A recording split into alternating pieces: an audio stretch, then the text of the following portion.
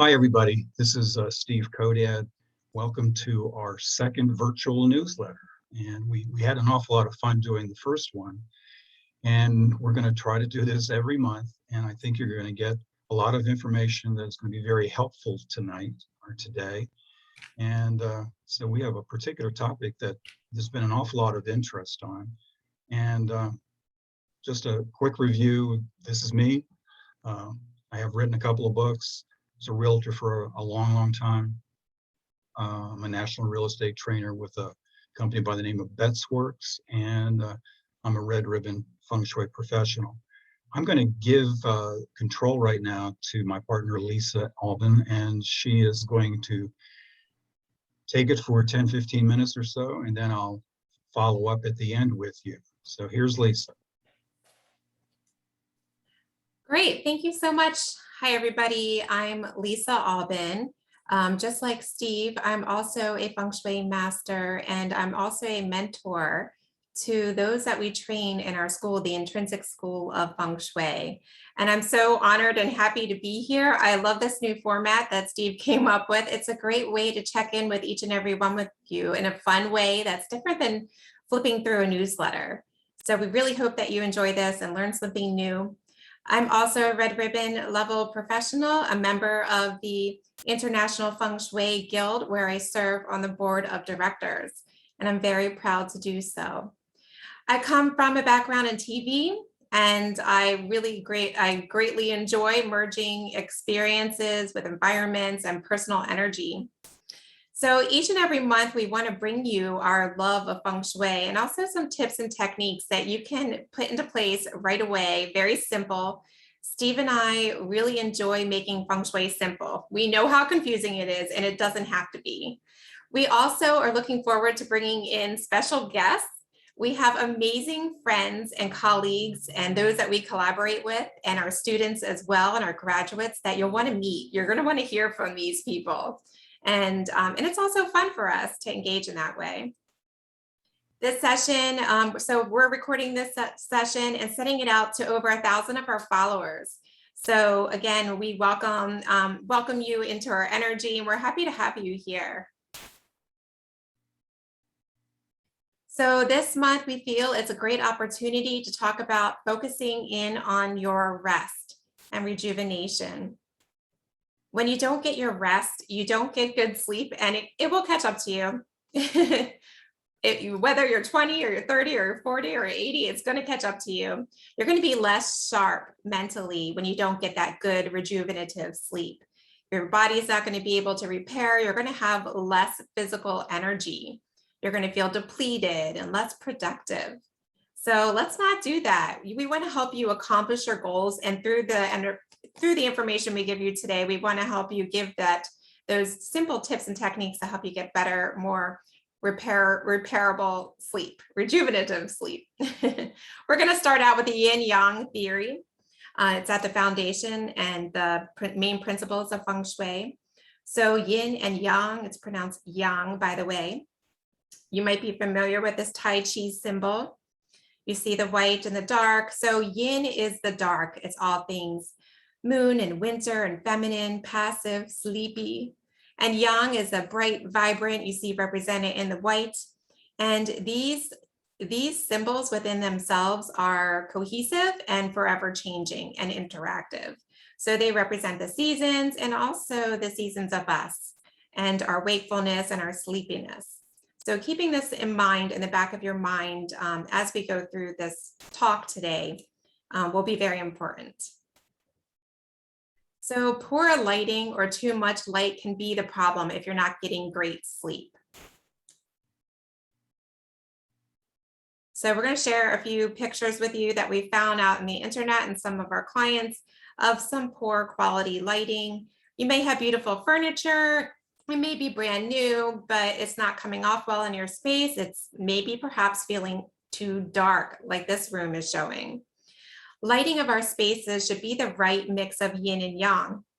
So right here in this example, we have a yin imbalance. Bad lighting is going to hurt the comfort of any environment.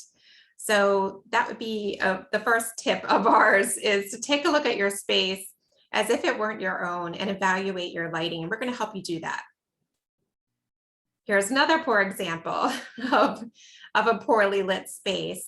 So you'll notice the overhead lighting and the track lighting and what it's pointing at.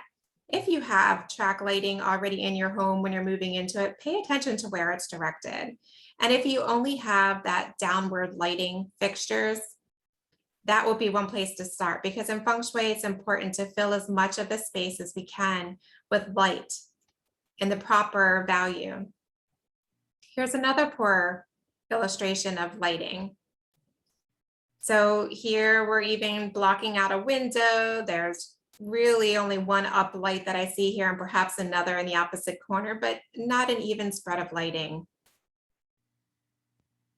And then beautiful natural light is what we prefer more in feng shui as practitioners. When we see spaces like this, how does it make you feel?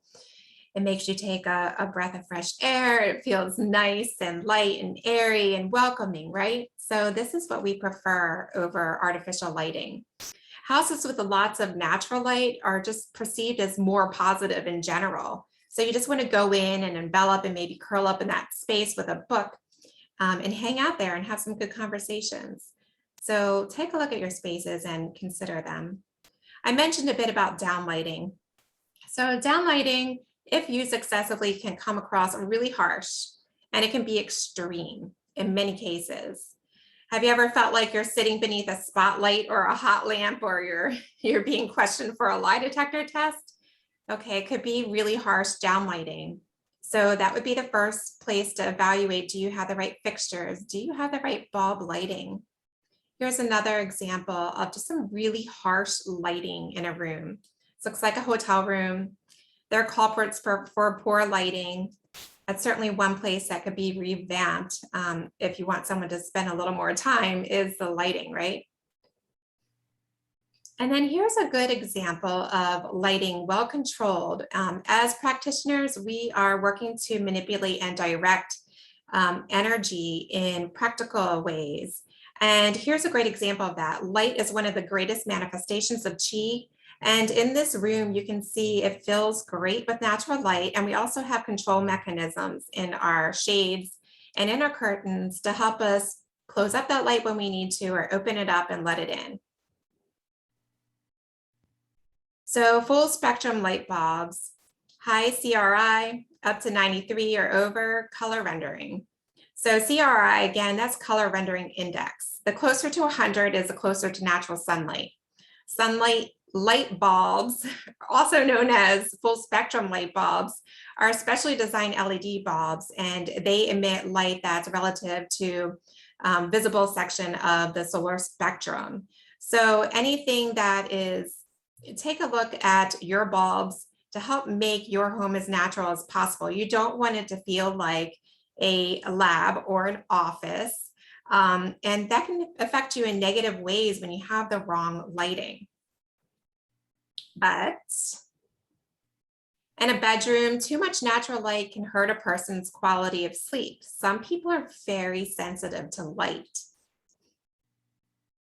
So make sure the window coverings permit an individual to make it darker if they need it darker, and be careful with the selection of the light bulbs again. Do we have the right CRI in place? Here's an example of a bedroom that has shades and curtains. So if someone needs a little bit more light filtered, they can go ahead and do so and close up that space. And here's another one that has some room darkening curtains to really block it out even more intensely. So there's lots of options available to control the light that we're letting into a room, and also in the selection of our lighting and bulbs. So take note of the downward lighting and the up lighting, and also the control mechanisms on your window and the condition of these items as well. It should feel like a safe, comfortable, beautiful to rest in space, just like this one here. You can see this bedroom. Why does it feel so welcoming? Why does it feel like a great place to lie down and take a nap? Well, there's lots of things going on here that can help support that in terms of the symmetry and the curtains that can be controlled on the window. It just looks like a really nice place to take a nap. And also, more importantly, Take a look at what you have on the flooring as well too. You don't want to be tripping. You don't want to stub your toe in the middle of the night when you're getting up for water if you have to. And these are just a few of the tips relating to getting a great night's sleep. I'm going to pass it back over to Steve. Steve, did I cover everything in that first section pretty You well? sure did. Again, I want to repeat the idea of having nothing on the floor if at all possible. Feng Shui is a lot about being safe, being secure in your environment. And quite often, a lot of our rooms are not that way. So you want to make sure that there's nothing on the floor. You want to make sure that it shows equality in a case like this. It's easy to get out on both ends without stumbling over somebody too. So again, this whole module is about getting a really good night's sleep. So it's usually important to be consistent. And in a lot of cases, at least for me, and probably for Lisa too, though, a lot of the people we run into are not very consistent with their habits. So going to bed at the same time and getting up at the same time, believe it or not, is probably the best tip we could even give you. I've done an awful lot of research and a lot of reading about this because getting a good night's sleep really is one of the major things to do right away to get a house, a family following really good feng shui tips. If you get a good night's sleep, you have a much better chance to be healthy. And if you're healthy, you have a chance to have an awful lot more energy the next day and therefore be very successful. And feng shui is about you becoming successful. So again, lots of studies, a lot of research on this, that if you're consistent with your sleep habits, you're going to be much more rested for the next day.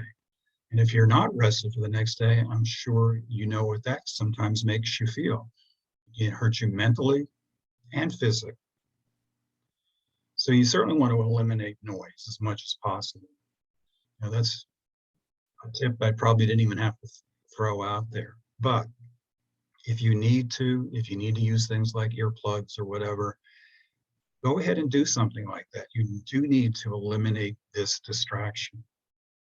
But here's one that maybe a lot of you really haven't thought an awful lot about: making sure that the temperature in the room, your bedroom, is cool. Again, there's an awful lot of research out there, and we follow studies and research probably more than any other feng shui school. We found out that most people prefer a temperature range during the day of between 68 and 73. About 86% of the the population feels that way.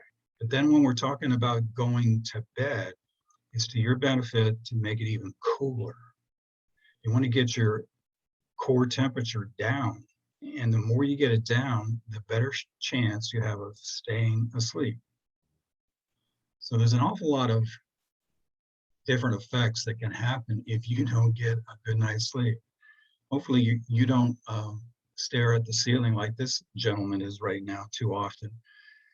But Lisa and I were talking before, when we were in a 9 to 5 type job, and we woke up at 1, 2 in the morning and started worrying about getting to work the next day and being our best, it actually sort of created even more of a problem.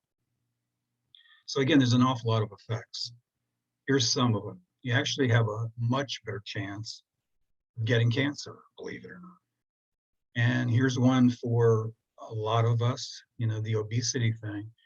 A lot of people gain weight because they have very poor sleep habits. So if that is something very important to you, please keep it in mind.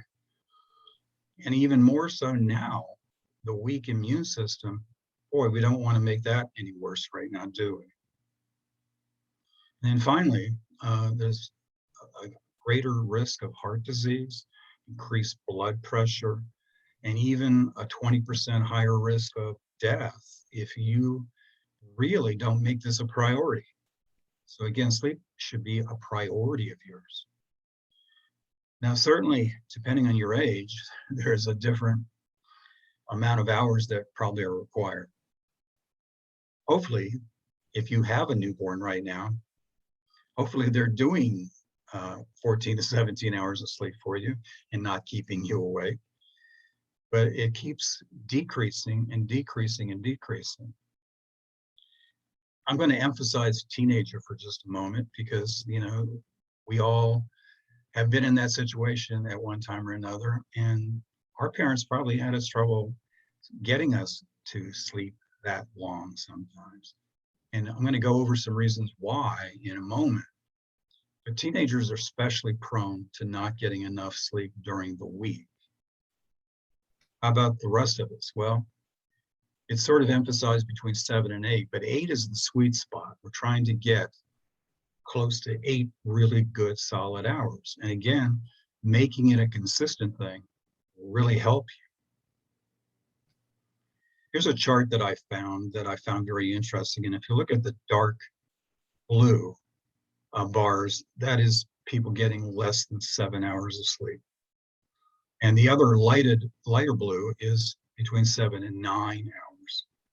And so if you look at the first one, you can see that your concentration is actually going to be hurt if you have less than 7 hours. Your remembering of things is going to be hurt too. So just think about your job right now, whatever your career is, even your relationships can be damaged quite a bit if you don't concentrate on what that person is saying. If you don't remember what they asked you to do, it can be hurt. So it's very important, again, get enough sleep. The next two, working on a hobby can sometimes be distracting. Some people just get into a zone, and before you know it, they've lessened their sleep too. But driving is definitely a problem. Taking care of your financial affairs could be affected, and certainly your employment. So it's important for you to understand there's a health benefit, but there's also a performance benefit too. Some of you still have kids at home that are going to school. And so let's go over this just a little bit. But if you look down at the bottom, it says 73 out of 102. So they felt they performed inadequately because of a lack of sleep on their exam. Here's usually what happens during the weeknight. And I can't even imagine that red bar. There are some people that are only getting 3 to 4 hours. And I can see where that would definitely affect their performance on the exam. But the blue bar, or the dark gray bar, 52 people are only getting 5 to 6 hours. And again, that is not adequate for you to really perform your best. And then the yellow is 41. And that's definitely better. But look what happens on the weekend. So I want to make a major point to you. And again, we've done a lot of research on these things. You cannot catch up. You cannot catch up. So if you have a lousy week of sleeping, you can't then sleep through the weekend and catch up. It's just not possible. It's just not possible. So if you notice, a lot of students then all of a sudden are sleeping a lot longer. If you look at the red bar, they're over 9 hours. And probably all of us at one time or another have maybe gone to a party or whatever, and then on Saturday and Sunday tried to make it up. But again, that's not possible. You're going to have an effect. And here's the excuses. Socializing, finishing homework is definitely a biggie there, So you can imagine there's a lot of stress on these people too. So if you have people at home that are still going to school, or if you yourself are going to school, getting that next degree, keep in mind that it's to your benefit to try to be consistent, and you can't catch up on a weekend. Now, there are certain states that, we're sending this email to, and you might be in the red. I hope you're not. But if you're in the red here, you're getting less sleep than large parts of the country. Here's the key. And we're going to pick on Arkansas for a second. That's why I've highlighted that one right there. So it estimates that 62.6% of these folks from Arkansas get at least 7 hours of sleep a night. but more than a third of them don't. So therefore, look at the ones that are in red. These folks, an awful lot of them are not getting enough sleep. But it looks like South Dakota, they seem to be very good sleepers. And in Hawaii, I guess they're surfing, I guess.